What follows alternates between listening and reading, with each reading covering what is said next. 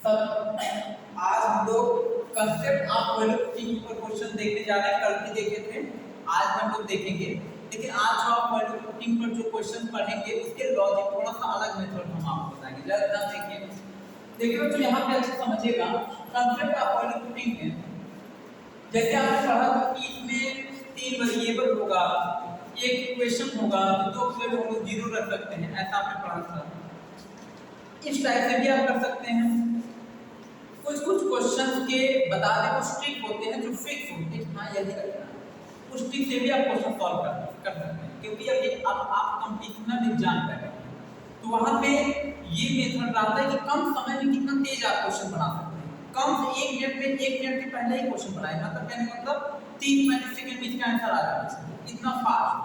तो इतना फास्ट तभी बना सकते हो जब आपको ट्रिक पता रहेगा, और ट्रिक आपको याद भी रखना चाहिए, तभी ये क्वेश्चन सॉल्व हो पाएंगे, जानते रहेंगे। अब देखिए जैसे यहाँ पे कैसे आप सॉल्व करेंगे, ध्यान सुनिएगा। देखिए लेट ऐसे क्वेश्चन जब भी देखें, ध्यान सुनिएगा, ऐसे क्वेश्चन आपको जब भी देखें तो इसका फिक्स वैल्यू होता है कि x y z की वैल्यू क्या मानना है, फिक्स होता है। जैसे x बराबर आप मानेंगे -1, ये लेट मतलब माना है, ठीक है। y बराबर आप मानेंगे 1, z बराबर क्या मानेंगे 0, ये माना जाता है। अगर ऐसे क्वेश्चन आपको दिखते तो ये फिक्स वैल्यू है, तुरंत मान के लगा, समझ गया। ऑप्शन जो रहेगा थर्ड मार दोगे, समझ गए कि नहीं। तो ये सब वैल्यू तो फिक्स होता है, -1 1 0 x y z यही मानता। अगर x y z का सम a b c लिखा है, a b c वैल्यू यही नहीं, समझ गए ना। कुछ जैसे ये वैल्यू हो गया। अब ये दो वैल्यू हम और भी बताएंगे जो फिक्स होता है। किसी भी क्वेश्चन, उस टाइप के क्वेश्चन अगर आगे वही वैल्यू लगाओगे तो तुरंत आंसर आएगा, समझ नहीं परेशान हो जाओगे, तुम्हारे निकालना नहीं। आइए देखिए सॉल्व करते हैं। अच्छा सर, कैसे पता जाता है? जैसे एक तो सवाल तो इसमें भी था ही, हां कंसेप्ट ऑफ इसमें सिमेट्री। हां, तो जैसे सिमेट्री में आपने देखा तीनों a बराबर b बराबर c, उसमें तीनों बराबर आ रही है, बराबर y बराबर z। हां, अब इसमें कंसेप्ट ऑफ वैल्यू पुटिंग की क्वेश्चन में आपको वैल्यू पुट करके लगाना पड़ेगा, समझिए। इसमें बराबर करके आप क्या कर सकते हैं, समझ रहे हैं कि इसमें वैल्यू पुट करके लगाना।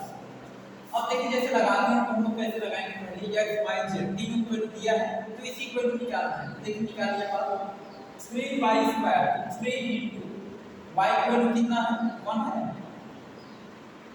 प्लस देखिए यहां से कहा है x² x की वैल्यू -1 है, प्लस z² z की वैल्यू 0 की स्क्वायर 0 होता है, ठीक है। हां 2y² है, यहां लिखो 2 into y की वैल्यू 1 का square minus x into z, x की वैल्यू -1 z की वैल्यू कितना है 0, यही ना। और वैल्यू पुट करो तो जो क्या है, बस मान रखो, सॉल्व कीजिए। तो 3 into 1 का स्क्वायर 1 प्लस -1 का स्क्वायर 1 होगा, और यहाँ पे है बच्चों आपको मतलब 0 है, अब कहाँ लगाओ 2 into 1 का स्क्वायर 1 माइनस प्लस होगा आपका 0 गुणा करोगे इसमें 0 कितना आ रहा है आगे। अब देखिए 3 बन जाता है और 0 में 1 ऐड करोगे तो आपको 1 ही आएगा।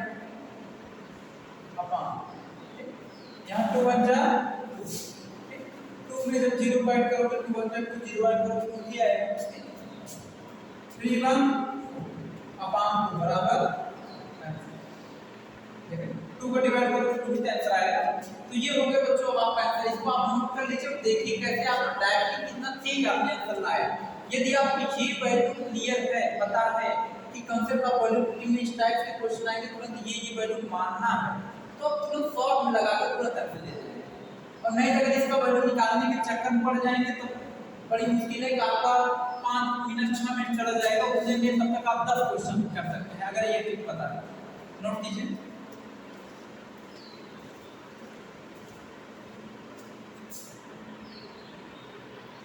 यहाँ पे ध्यान दीजिएगा, क्वेश्चन नंबर 2 देखिए, इफ a b c बराबर 1, फाइंड करना है 1 upon a plus 1 plus a plus b inverse plus 1 upon 1 plus b plus c inverse plus 1 upon 1 plus c plus a inverse, इसकी वैल्यू बताना है, ठीक ना।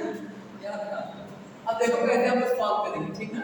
तो देखिए बच्चों, यहाँ पे पहले हम देखिए इस टाइप के क्वेश्चन को कैसे हम लोग बनाएंगे, मतलब इस टाइप के क्वेश्चन को आप कैसे ही बहुत फास्ट बना सकते हैं, तेज कैसे बना सकते हैं, ठीक। देखिए तो हम लोग क्या करेंगे, यहाँ पे वैल्यू फिक्स होता है, क्या मानना है, let a equal to 1, b equal to 1, c equal to 1। यानी कि इस टाइप के क्वेश्चन यदि आपको देखने को मिले तो आप ऐसे क्वेश्चन कोई भी आपको देखेंगे, जैसे x y z बराबर 1 ऐसा दिया हो, इस टाइप से दिया हो, ठीक।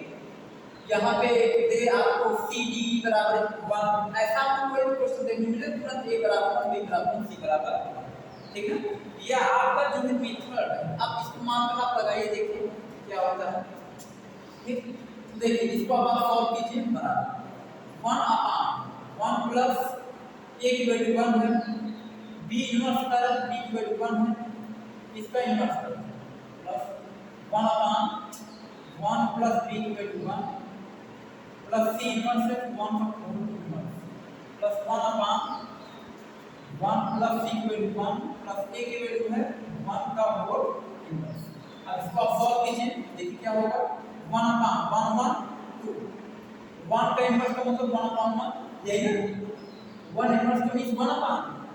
देखो इसी 1 का जो पावर है जब ऊपर जाता है इनवर्स बन जाता है, माइनस बन जाता है, प्लस 1/112 प्लस 1/1 1/112 प्लस 1/, अब देखिए इसको सॉल्व कीजिए, 1/2 प्लस 1 का डिवाइड करके 1 ही आएगा, 2 प्लस 1 का डिवाइड 1,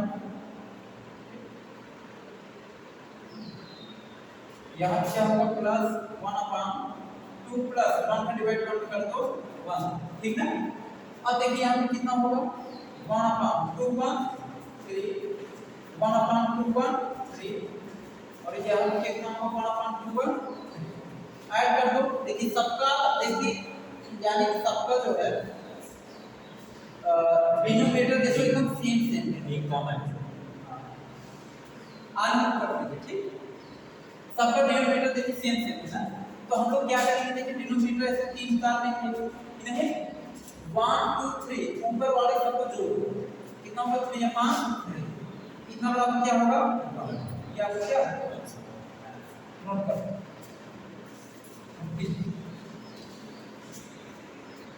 ओके। तो देखिए बच्चों क्वेश्चन नंबर 3 देखिए, a + b + c बराबर 0, then a + b / c + b + c / a + c + a / b बराबर क्वेश्चन मार्क है ना, इसकी वैल्यू बताना है। ध्यान सुनिएगा, देखिए इसका इस टाइप का कोई भी क्वेश्चन है जिसका डेटा फिक्स होता है, क्या क्या मानना है, ठीक। और जैसे वहां पे इस टाइप का क्वेश्चन है, वहां पे क्या मानना था, a बराबर माइनस मतलब x बराबर -1, y बराबर 1, c बराबर मतलब z बराबर 0, आपने ये माना था। तो ये भी वैल्यू फिक्स होता है, ये भी वैल्यू माना जाता है, ये वैल्यू फिक्स होता है कि अगर इस टाइप से क्वेश्चन आया, ठीक, तो आप a बराबर -2, b बराबर 1, c बराबर 1, अगर इस टाइप से क्वेश्चन आया तो आप इतना मानेंगे फिक्स डेटा, फिक्स। आप यही मान के तुरंत कंडीशन लगाएंगे, तुरंत डायरेक्ट ही आपका आंसर आएगा, डायरेक्ट एकदम आंसर आएगा। तो आप क्या मानेंगे, a बराबर -2, b बराबर 1, c बराबर 1, यानी a b c की वैल्यू यहां पे आप पुट कर दीजिए, आपका आंसर कंप्लीट आ जाएगा, ठीक।